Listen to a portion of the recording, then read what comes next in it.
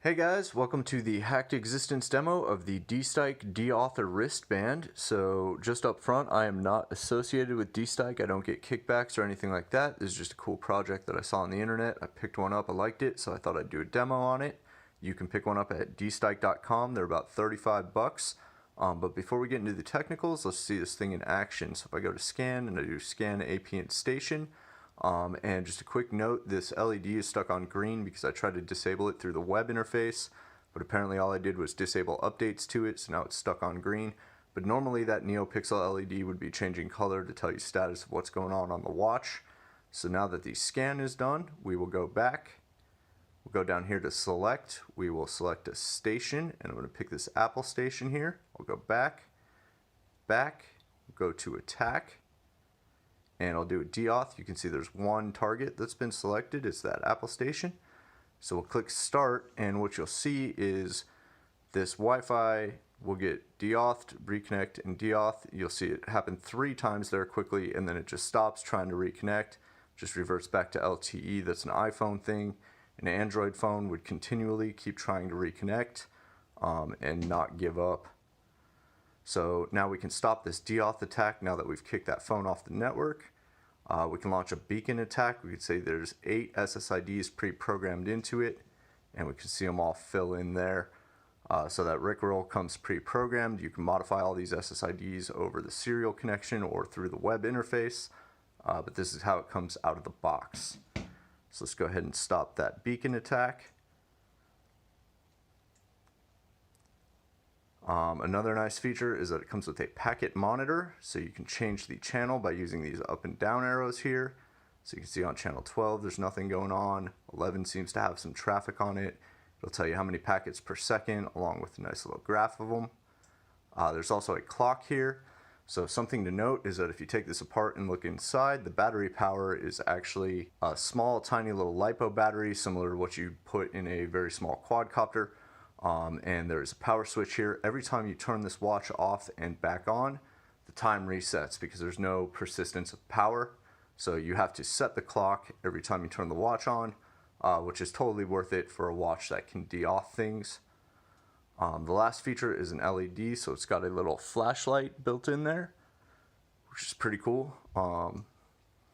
There's also an antenna port here. It came with 2 little external antennas, so you can plug in some external antennas if you want some more range. It's got a reset button here that restarts, typical Arduino fashion. The power switch, an up, down, and push button, and then 2 little push buttons over here. It charges through a standard Android plug, and you can use the Arduino serial monitor to interface with it over serial via the USB. It also has a buzzer here, but I haven't figured out how to get that thing working yet. Alright, so one of the things I want to quickly address is the limitations of the ESP8266 chipset. So basically this is a system on chip with a Wi-Fi radio. It's the predecessor to the more popular ESP32.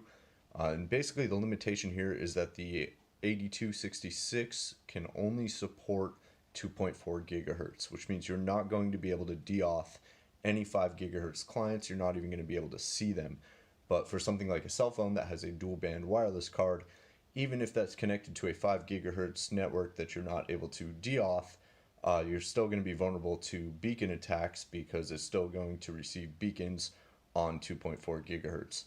So please keep in mind this will only work with 2.4 gigahertz. The only mitigation that I've seen to the deauth attack is the 802.11w protocol, which gives you protected management frames. Basically all that does is authenticates management frames like deauthentication frames between a client and the access point after a trust relationship has been established. But in reality it's very rare to see 802.11w actually implemented. So for the most part this thing's going to work and do exactly what it claims to do against any client on 2.4 gigahertz.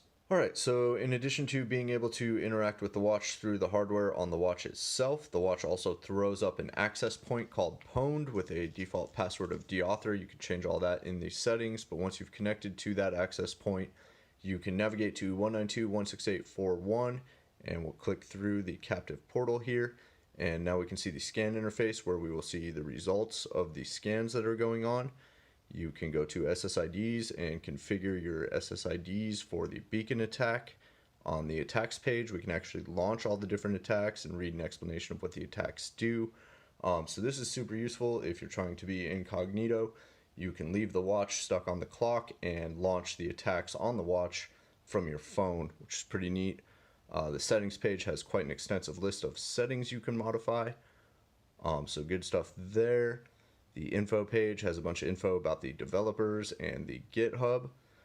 So the last thing I'll mention is, in addition to the hardware interface and the web interface, you can also plug this into a computer and pull up the Arduino serial monitor to get a CLI interface onto the watch as it's up and running. In the next video, we will download the source code from GitHub and get an Arduino project running to flash the firmware from source code onto the watch. So stay tuned, and thanks for watching.